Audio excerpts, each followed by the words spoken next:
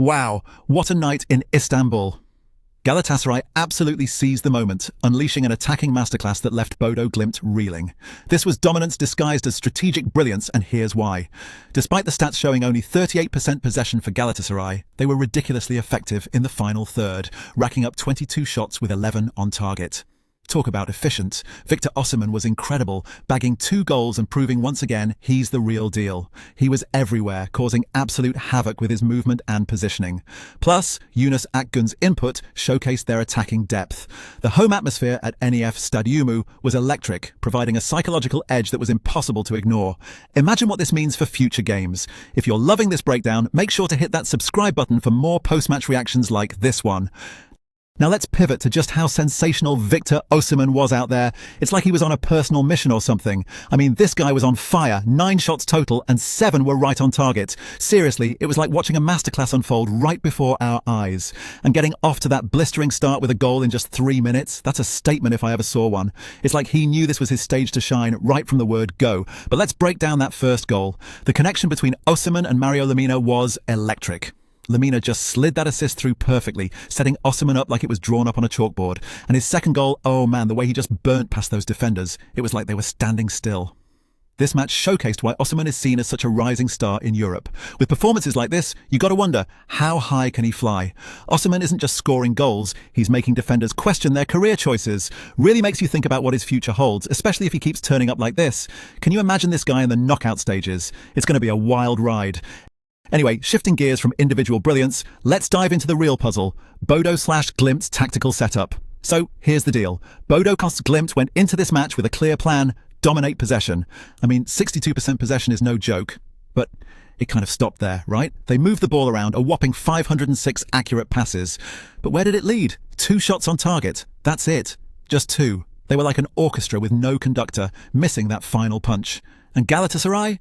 Oh, they didn't need to dominate possession. They just sat back and capitalized. 3 goals from 22 shots, and you start wondering, what was Bodo Glimt missing? Their defense? Well, that's where the cracks showed. Galatasaray's few moments on the ball led to chaos in the Bodo Glimt backline. Haikin, the keeper, was busy putting out fires with 8 saves, but the strategy? It just didn't hold up. Even Helmersen's goal seemed like a flicker of what could have been if they had turned possession into more purposeful play. If they don't adjust, well, their campaign might hit a major roadblock. It's more than maintaining possession. It's about transforming it into tangible threats. Otherwise, they're stuck in a loop of missed opportunities. Galatasaray clearly understood that it's not just about possession, but about efficiency, and they exploited it brilliantly. Under Okan Buruk's guidance, Galatasaray employed a tactical masterclass, utilizing their 4-4-2 formation to its fullest potential. They ceded control of the possession willingly, allowing Bodo Glimt to hold the ball but capitalizing decisively on every turnover.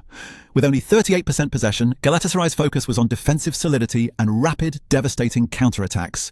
This approach resulted in 18 out of 22 shots coming from inside the penalty area, showcasing their ability to create high-quality chances. Buruk's strategy emphasized compactness and structure, traits that allowed them to spring forward with pace through key players like Mario Lemina, whose assist for Osimhen's first goal was pivotal, and Victor Osimhen himself, whose clinical performance up front was a manifestation of Buruk's game plan. Captain Abdülkerim Bardakçı marshaled the defense superbly, keeping Bodo Glimt at bay while facilitating those rapid transitions. Galatasaray's tactical approach was not just about surviving, but thriving on the margins, proving that with the right execution, a possession deficit can transform into a powerful weapon, a blueprint that may serve them well against other ball-dominant teams in the future. Now, swinging the spotlight over to Nikita Haikin, Bodo Glimt's last line of defense, you've got to admire his resilience in what was undeniably a relentless onslaught. Despite Galatasaray's clinical finishing, Haikin produced some genuinely outstanding saves that kept the scoreline, well, somewhat respectable. I mean, the guy was under siege with Galatasaray swinging in shot after shot. With 8 saves from 11 on target, it's unbelievable how he essentially served as their best form of resistance against a rampant Galatasaray attack. You look at Haikin's positioning and you just think, wow, his agility and awareness were absolutely critical. He was reading those plays like a book, especially in those high-stakes one-on-one situations where you honestly expect the nets to ripple. It paints a picture of just how pivotal he was at tempering the blow. Yet in a match where he often found himself isolated by his defense, his heroics could only stretch so far. The bright side here? Well, his display sets a standard for Bodo/Glimt, a reminder of the caliber they need to strive for across the pitch if they're to turn performances like this around. Now, diving into Bodo/Glimt's offensive efforts, Andreas Helmersen becomes the highlight here, offering a spark of hope at a critical juncture. Picture this: 76 minutes on the clock, the team battling against the tide of Galatasaray's onslaught, and Helmersen seizes his moment. This wasn't just any goal, it was a perfectly timed strike, born from impeccable positioning and tactical awareness. Helmersen's goal wasn't only a mere dent in Galatasaray's lead, but a testament to his sharp instincts and decisive execution. It's these glimmers of brilliance that suggest what Bodo/Glimt could achieve moving forward. When you see a player moving with such precision, exploiting those tiny defensive lapses, you start to wonder about the potential it unlocks for the team in upcoming matches. Helmersen showed more than just finesse. He displayed resilience and at times a commanding presence that can lift team morale. This goal, simple as it may seem, offers a glimpse into how Bodo/Glimt might leverage such moments to craft a more formidable attacking strategy. By honing in on Helmersen's attributes, they have a pathway through which the whole team's offensive play can evolve and step up to surprise even the toughest of adversaries.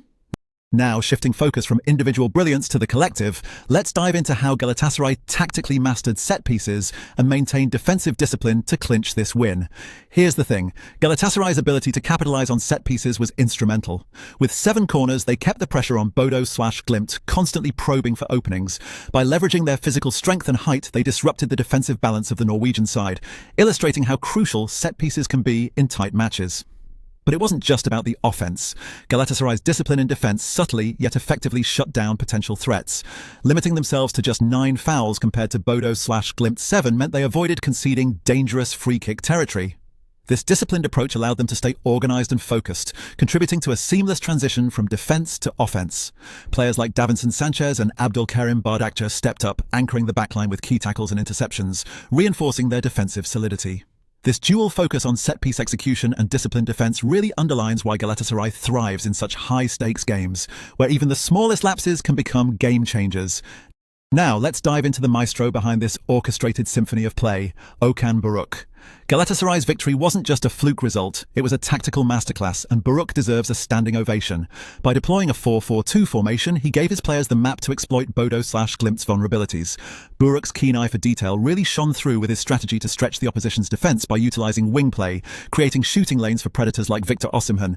And boy, did Osimhen feast, right? His staggering 9 shots tell you everything about Buruk's confidence in his front men. And don't forget the dynamic impact of Yunus Akgün, whose movement was integral in breaking down defenses and maximizing opportunities.